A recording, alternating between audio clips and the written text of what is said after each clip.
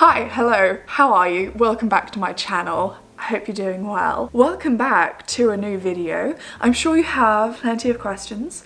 Number one, your first question is probably, where does she get her hair done? She looks fabulous. Second question that you're probably asking yourself is, why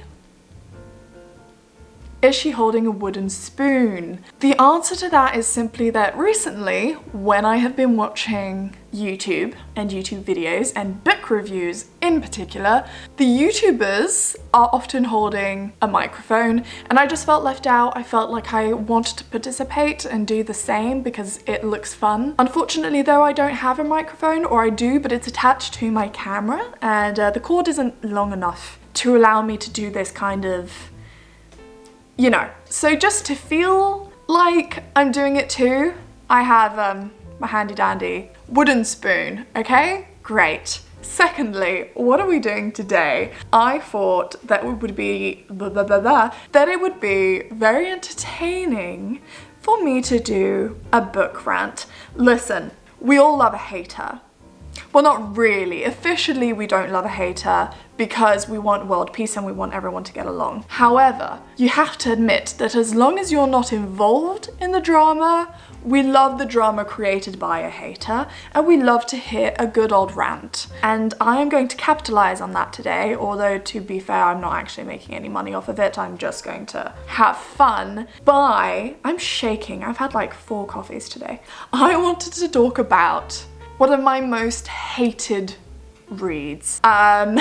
Before we get into it, I do want to preface this by saying that I mean no ill will to the author of this book. The author that we are going to be talking about is Helen Pfeiffer. Well, we're not talking about her, we're just talking about, you know, her work that she has poured her blood, sweat and tears into. We're going to be talking about her book.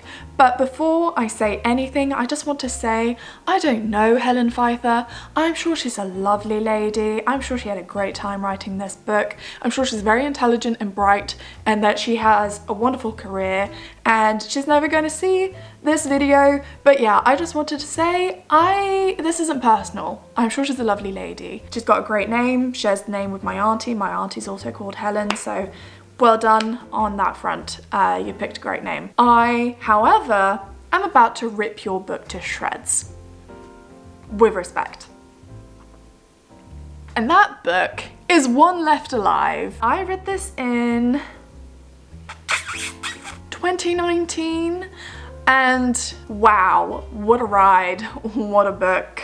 But we're gonna get into that in a short minute. I haven't really prepped this video as much as I probably should have. I'm kind of doing it on a whim. If I'm honest, I did a little outfit change to try and convince you that I am filming this on a different day from when I filmed 2 other different videos.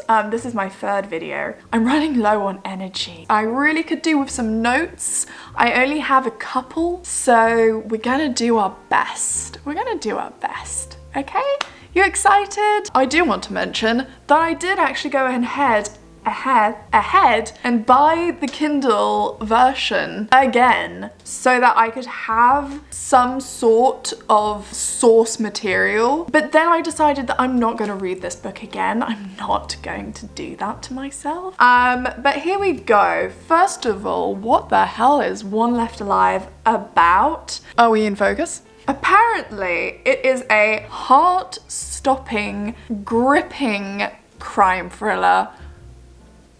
I beg to differ. Let's start with the positive, shall we? Because there's always some positive to be found, and the positive for this book was that the premise sounded great. It sounded super promising.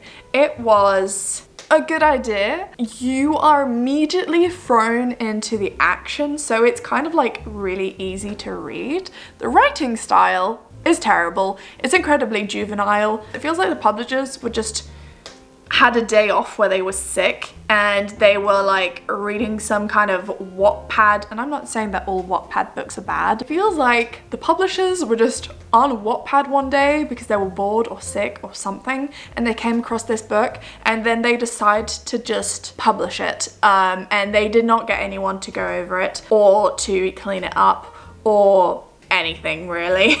What is it about? This book is about our main gal, Morgan Brooks, who is a rookie detective. I don't think she's even a detective at this point. At the beginning of the book, she's just like an officer, and she's been on the job for 2 days. 2 days. And she's just doing a routine patrol when she is called out to the scene of a potential unaliving, because I can't say the other word, unaliving oneself scene. Mother who has tried to, or has successfully, unalived herself, and there is this teenage boy on the crime scene. It's not yet a crime scene, but whatever. And he is with the body and he is like trying to help. The tragedy furthers, does that make sense? Later on, because they find out that the remaining family members, they don't even find them on the first day, which I'm confused. Okay, wait, I need to make this more clear. The first victim is Olivia Blake. The character's name is Olivia Potter. I don't know why I thought her name was Olivia Blake. After a very quick Google search, I found out that Olivia Frances Blake is a British Labour politician, and as far as I can tell, she is alive and well, thankfully, so don't know what happened there. From the Blake family, she's the mother. She is found on the lawn of her own house, right? They find her and then they want to get in contact with the rest of her family to let them know that she's been found dead. Do they search the house? No. For some reason, I didn't reread it, so I can't remember. They don't contact the family immediately. They're trying to contact them, but no one's answering and they don't know where they are. And for some inexplicable reason, nobody went into the house. They don't realize until a few days later that the remaining family members are also deceased. And they were in the house. They're in the basement of the house. Anyway, all except for one. I can't remember what her name was. Let's call her Bethany. Bethany survived. She is in a comatose sort of situation. They found her in the basement. Anyway, she's the only one to have survived, and Morgan is the one who finds her, and she promises herself that she is going to figure out who did this. And so because apparently the police force in this village are understaffed, they're like, okay, newbie, we will accept you into this murder case. We will appoint you to a sort of detective status, despite you having no experience and this being a very serious murder case. And we will give you all of these responsibilities and hope for the best, really. Let's paddle backwards a little bit to the beginning of the book, first chapter, when we meet Morgan and she finds the dead bodies and all the rest of it. The important things to take away from this, the first character that she meets, and I need you to remember this, is Harrison. I don't know who the hell thought that calling their child Harrison was a good idea in 2020, but whatever. He is this teenage boy. He turns out to be the boyfriend of the one sole survivor of this family. He's the first person she meets. We also meet Dan Hunt. He's the only one whose surname I remember. He's important. He's one of her colleagues. He's actually got experience though and is actually a good fit for the role that she will be appointed to. And we also meet as the boss, the detective sergeant, I believe that's what his official title is, Detective Sergeant Ben. I can't remember his other name, but it doesn't matter apparently, because literally in the first chapter, I think it's on like the 3rd page, he meets Brooke and he's like, oi oi, is this your first time seeing a dead body? And she's like, yes, I've only been here 2 days. And he's just like, oh my god, okay. And then he starts quizzing her. Okay, you see a dead body, what do you do? Wrong. And we get this kind of weird quiz, and it's weird because he's literally just rocked up to a potential crime scene, and instead of, you know, doing his job, he's just chatting with this random rookie. To be fair, of course, she is like a witness, or like he needs to talk to her to get information, but that's not how the conversation goes. Like, that's not the tone of the conversation. The tone of the conversation is very much like, oh, call me Ben, because I really hate it when people call me Sarge. And she's all like red and embarrassed, and like, Okay, Ben, what happens after this? So we've met Ben, we've met Dan, we've met Morgan, we've met Harrison. They're the main people to keep in mind. There's another guy, but we don't really care about him, even though he is one of the murderers, but whatever. We don't care about him. I think this is hilarious. It makes no sense. I need you to bear in mind that this book is ridiculous. Everything is nonsensical. None of these characters possess even the tiniest sliver of common sense, despite being detectives and being a part of the police force. And like, you would hope that these people would have some intelligence, but between all of them, they probably like share one tiny brain cell. One of the things that I think is hilarious that happens in the first chapter is that obviously they have like this ambulance to come and collect, or maybe this wasn't the first chapter, but it was very early on in the book. I think they come to collect the one survivor of this tragedy. They obviously had an ambulance driver drive there with the ambulance. Let's call him Bernard. Wait, no, let's call him Philip. Philip turns up in the ambulance. They put the victim onto a stretcher and put that person into the ambulance. And then out of nowhere, the team are just like, you know what, Philip? Take a break. Take 5. We're gonna get Morgan to drive the ambulance back. She's got this. She can handle this. You go take a well-deserved break. Like, you just take this time off. And Morgan drives the ambulance. Philip, what? What? Philip turns up in the ambulance. He's an ambulance driver. And so then they just like send him off? I don't know, like what's going on? Essentially, they get Morgan to drive this ambulance to the hospital. Why? Why would they get a police officer to drive the ambulance? Did the person driving the ambulance suddenly become unavailable? Did he all of a sudden like rock up to this scene and then go like, you know what guys, I gotta go pick up the kids from school, so if one of you can take this, that'd be great. See ya? What do you mean she drives the ambulance? One of the main things that bothered me about this book is that there is nothing likable about Morgan. She kind of starts off as feisty, but in reality she's just irritating. So essentially Morgan is like constantly embarrassed about things. In one of the first chapters she's like, oh, I'm pretty sure that I just turned a cherry tomato red. She's very sensitive about things. She's constantly crying, and she'll also constantly behave in a way where she's just like really timid. But then the next second she'll turn around and literally start giving orders to her superiors. Like she'll give orders to the detective sergeant. She's incredibly insubordinate and unprofessional. Everything is so easy for her and everything just keeps falling into place, and but literally everything is made easy. Everyone loves her. People who aren't usually impressed are immediately impressed by her, even though all she does is use common sense, and they'll just be like, oh my god, Morgan, well done, you're the best. We could never have found out that information without you. You're really helping this case. They just constantly praise her and tell her that she's not too bad for a newbie, but she's literally using common sense. I don't have any examples right now for me, but she uses common sense all the bloody time. She'll say the most obvious thing and I'll just turn around and be like, oh my god, you're a genius. Somebody call the news. I don't understand. The other thing that I thought was incredibly funny is that this bitch is new to the job, as I keep reminding you. What happens, how she gets promoted to detective is essentially Danny Boy was the most experienced and qualified officer for the job of detective. He's been working with Ben for years and everyone assumes that he's going to be the next one to get like the job because he's qualified.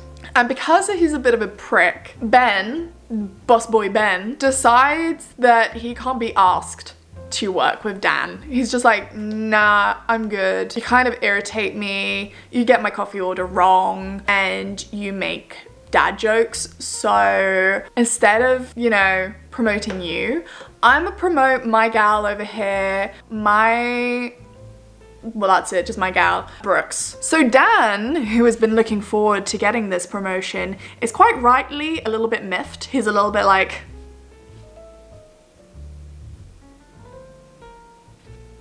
actually, I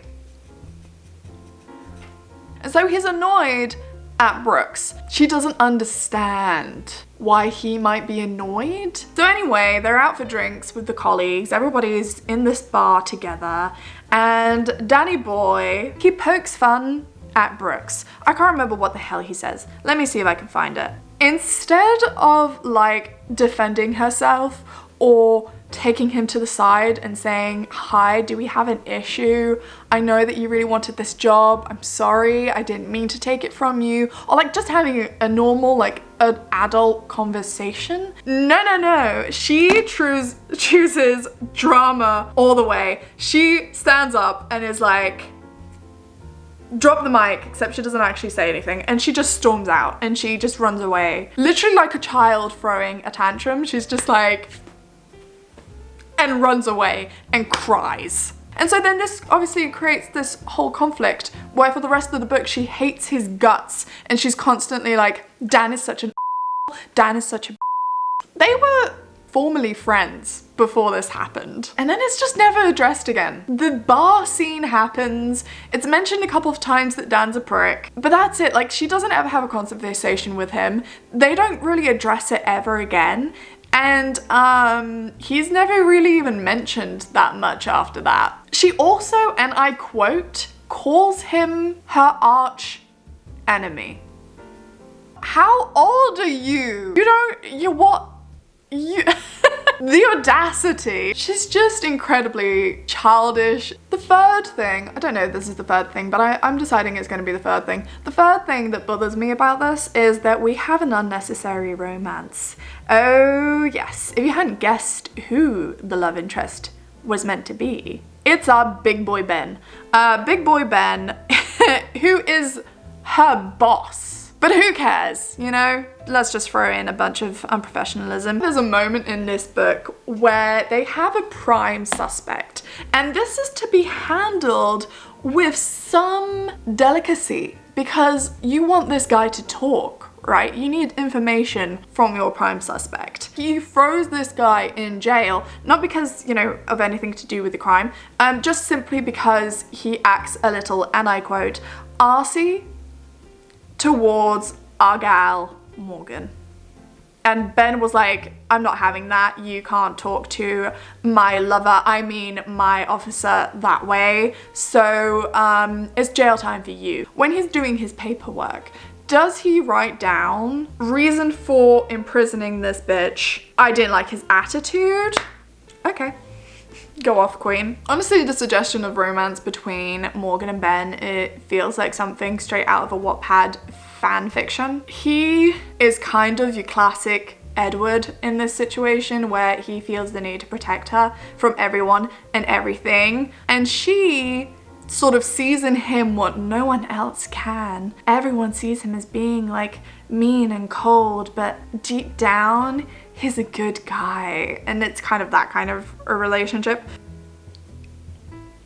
The sixth reason why I don't like this book, again, I'm just throwing out random numbers here. There is just this random supernatural element thrown into this book. There's this whole passage with Etty, who is this random woman who lives alone in the woods. Honestly, she is iconic. She's kind of living her best life. And for some reason, she just lives close to the crime scene. And so Morgan takes a little stroll through the woods to this house because she's like, maybe this woman who lives in the random middle of the woods, she lives close by, maybe she knows something, I'm gonna go have a chat with this woman, Etty. And Etty is essentially living in her witch era. She's like, she's got the crystals, she's got the, you know, Oregon or whatever it is hanging from the ceiling. She just knows a bunch of stuff that it is impossible for her to know about the murders, and you would think that because she knows this stuff, our gal Morgan would kind of be like, well, that's suspicious. Maybe, you know, she could be considered as a suspect, seeing as she knows so much stuff about the murders and she shouldn't.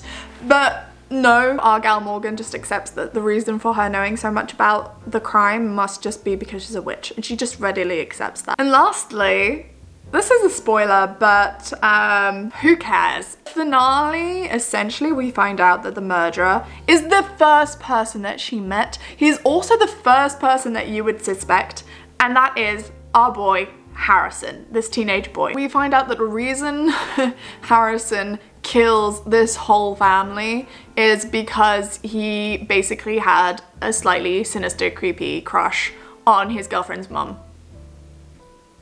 I'm not really sure why. I think because she didn't show any interest in him, so he was like, well, if I can't have you, no one can, kind of type situation. I believe that was what it was. Anyway, the finale was just ridiculous. Harrison has got Morgan in his sight, so he tries to murder her. I think it's just a sort of excuse for Ben to have his moment where he has to save Morgan from this teenage boy, and so it's all very, very dramatic. Morgan almost dies, and then she's like lying on the ground bleeding out or whatever it is, and Ben runs in and he's just like, no, don't die, and it's all very melodramatic.